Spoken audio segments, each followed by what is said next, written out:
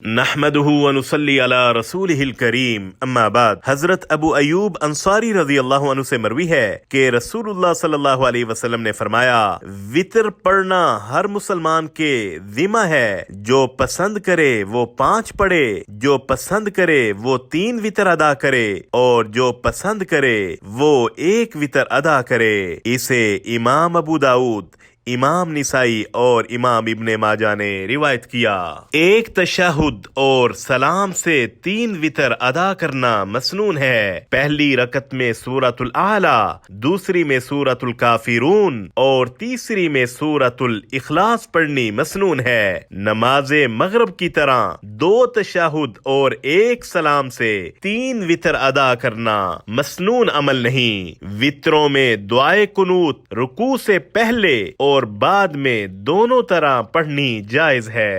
حضرت ابی بن کعب رضی اللہ عنہ سے روایت ہے کہ نبی کریم صلی اللہ علیہ وسلم وطر کی 3 رکعتوں میں سے پہلی میں سورۃ الاعلی، دوسری میں سورۃ الکافرون اور تیسری میں سورۃ الاخلاص پڑھا کرتے، اور سلام آخری یعنی تیسری رکعت ہی میں پھیرتے تھے۔ اسے امام نسائی نے روایت کیا۔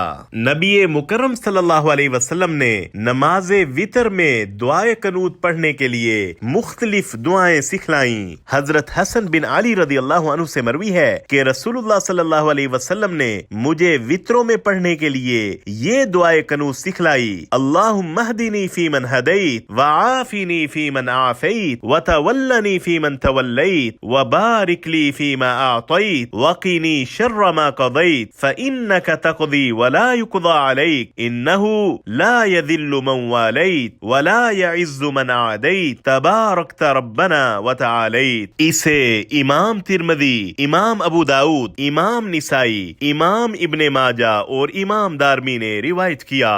دوسری مسنون دعائے قنوت یہ ہے: حضرت عمر رضی اللہ عنہ یہ دعائے قنوت پڑھا کرتے تھے: اللہم انا نستعینک ونستغفرک ونثنی علیک الخیر کلہ ونشکرک ولا نکفرک ونخلع ونترک من یفجرک، اللہم ایاک نعبد وَلَكَ نُصَلِّي وَنَسْجُدُ وَإِلَيْكَ نَسْعَى وَنَحْفِدُ نَرْجُو رَحْمَتَكَ وَنَخْشَى عَذَابَكَ إِنَّ عَذَابَكَ بِالْكُفَّارِ مُلْحِقٌ۔ اسے امام طحاوی نے روایت کیا۔ وصلی اللہ علی النبی الکریم۔